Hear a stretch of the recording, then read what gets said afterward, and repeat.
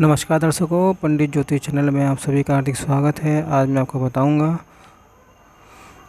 आम्ल एकादशी है आने वाली 27 फरवरी 2026 को। यह शुक्ल पक्ष की एकादशी रहेगी। एकादशी तिथि चालू होगी 27 तारीख की रात्रि 12:33 से और रहेगी 27 तारीख की रात्रि 10:32 तक। तो देखिए, जो 26 तारीख का हम लोग भोजन करेंगे ना रात्रि का, उसके अंदर चावल नहीं खाना चाहिए, क्योंकि यह अन्न हमारे शरीर में ही पड़ा रहता है।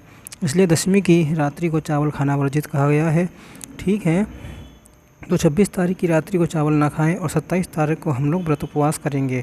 इस एकादशी की महिमा भगवान श्री कृष्ण युधिष्ठिर को बता रहे हैं, और यही महिमा राम जी के गुरुदेव श्री वशिष्ठ जी राजा मानधाता को बता रहे हैं।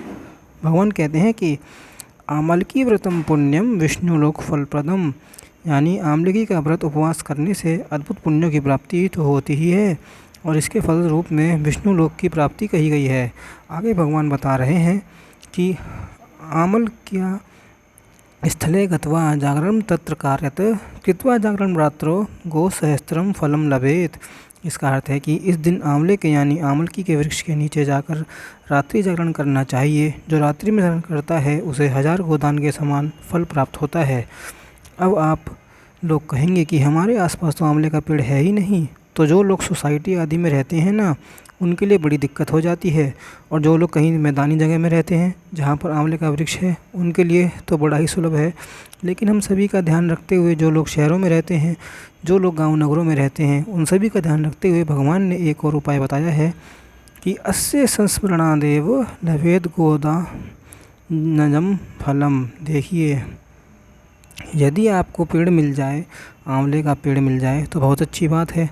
लेकिन आंवले का पेड़ यदि आपको नहीं मिलता है तो केवल स्मरण मात्र से आपको गोदान का फल मिल जाएगा। तो महाराज, आप दिन याद रखना, 27 फरवरी को भले आपको आंवले का पेड़ मिले या ना मिले, तो उसकी पूजा आदि कर लेना। मिल जाए तो अति तुम्हें, नहीं तो उसके बाद दीपक आदि जला लेना, जल प्रदान कर देना। और ना यदि नहीं मिले तो वह पेड़ आपको तो केवल स्मरण कर लेना, मन में मानसिक स्मरण कर लेना कि मन में कि आंवले का पेड़ हमारे सामने है, हम उसको प्रणाम कर रहे हैं, पूजा कर रहे हैं, मानसिक पूजन कर रहे हैं। इससे एक गोदान का फल आपको मिल जाएगा केवल स्मरण मात्र से। फिर आगे कहते हैं कि यदि पेड़ मिल जाए तो स्पर्शना द्विगुणम पुण्यम। यदि आप स्पर्श कर लेते हैं तो आपको 2 गोदान का पुण्य मिलता है। त्रिगुणम भक्षणात् तथा, यदि आप आंवले का फल खा लेते हैं तो आपको 3 गो का पुण्य मिल जाता है, गोदान का। तो यह तो मैं कहता हूँ कि सभी के लिए सुलभ है। यदि आंवले का वृक्ष नहीं मिला तो आप स्मरण कर लेना, और मार्केट में एक आंवले का फल आप एकादशी के दिन ज़रूर खा लेना प्रसाद रूप में, क्योंकि यह भगवान के थूक से उत्पन्न हुआ है, भगवान विष्णु जी के। ठीक है, आंवले के फल से आपका व्रत उपवास नहीं टूटेगा।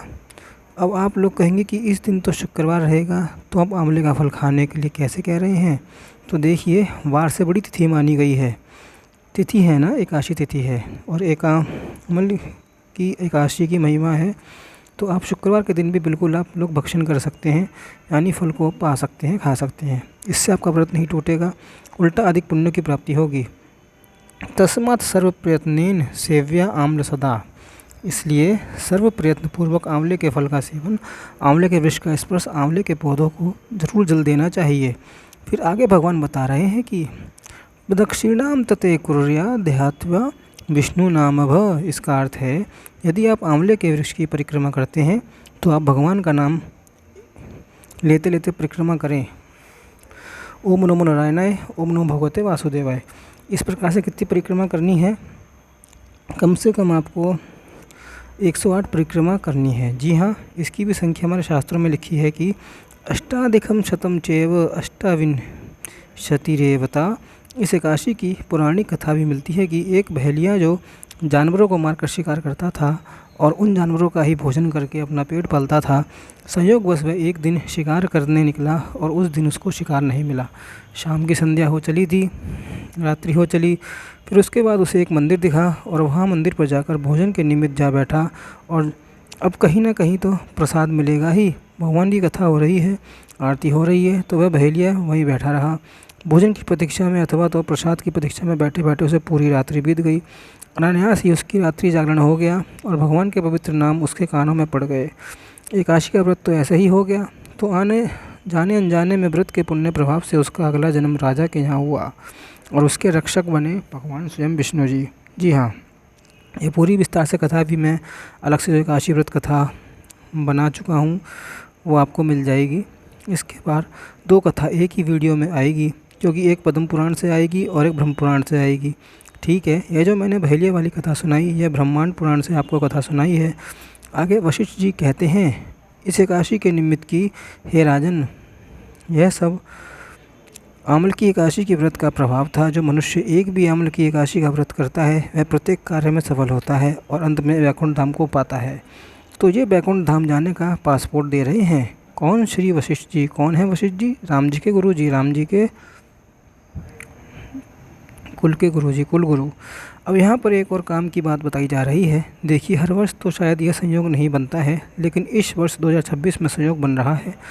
भगवान विष्णु जी पद्म पुराण में बता रहे हैं कि फागुने शुक्ल पक्षे, देखिए ध्यान से सुनते जाइएगा, फागुन का शुक्ल पक्ष हो, ठीक है, यह महीना अभी जो चल रहा है यह फागुन का महीना है। उत्तर भारत के हिसाब से जो सभी के लिए मान्य होगा, तो फागुने शुक्ल पक्षे त पुष्यम द्वादशी यदि बबत्सा च महापुण्यम महापातक नाशिनी। इसका अर्थ है कि फागुन मास के शुक्ल पक्ष में यदि पुष्य नक्षत्र से युक्त द्वादशी हो तो यह महापुण्यम और अति महापापों का नाश करने वाली होती है।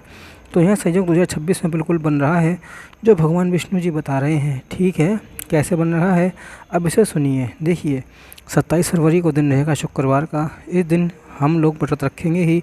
एकादशी तिथि है इस दिन। मैंने आपको बताया कि यह रात्रि के 10:32 तक रहेगी, फिर 10:32 के बाद ना द्वादशी शुरू हो जाएगी। ठीक है, तो अगले दिन यानी 28 फरवरी को द्वादशी और पुष्य नक्षत्र का संयोग होगा और 28 तारीख को द्वादशी तिथि लगभग रात्रि के 12:45 बजे तक रहेगी, यानी कि 8:45 तक। और इसी यदि 28 तारीख के दिन ही सुबह में 9:35 के बाद पुष्य नक्षत्र लग रहा है, क्योंकि 28 फरवरी को दिन में द्वादशी तिथि और पुष्य नक्षत्र दोनों एक साथ मिल रहे हैं।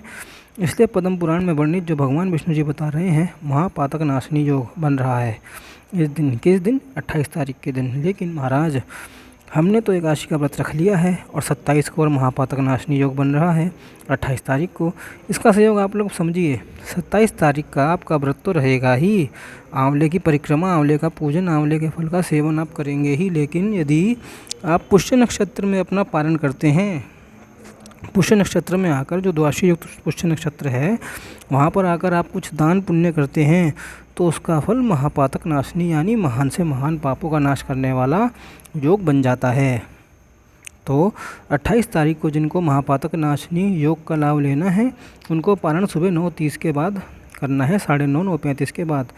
ठीक है, बाकी आप यदि साधारण पारण करना चाहते हैं तो सूर्योदय के बाद आप लोग कभी भी पारण कर सकते हैं, इसमें कोई दो राय नहीं है। फिर से बता दूं कि महापातक नाशनी योग का लाभ लेना है तो आपको सुबह 9:35 के बाद ही पारण करना चाहिए। अभी जो संयोग बना है पुष्य नक्षत्र और द्वादशी का, इसको गोविंद द्वादशी के नाम से भी जाना जाता है। लेकिन यदि आप कैलेंडर रखेंगे, देखेंगे तो वहाँ आपको नरसिंह द्वादशी मिलेगी। नरसिंह द्वादशी क्या है कि फागुन शुक्ल पक्ष की द्वादशी को नरसिंह द्वादशी कहा जाता है। यह तो हर वर्ष आता ही है, लेकिन इस बार जो संयोग बना है कि पुष्य नक्षत्र द्वादशी, ठीक है, तो यह गोविंद द्वादशी बन जाती है और यह महापातक नाशनी बन जाती है। ठीक है, तो बस इस वीडियो में इतना ही। अब देखिए, इस एकादशी के बाद होगी पूर्णिमा आएगी, तो होली पूर्णिमा पर ग्रहण भी लग रहा है।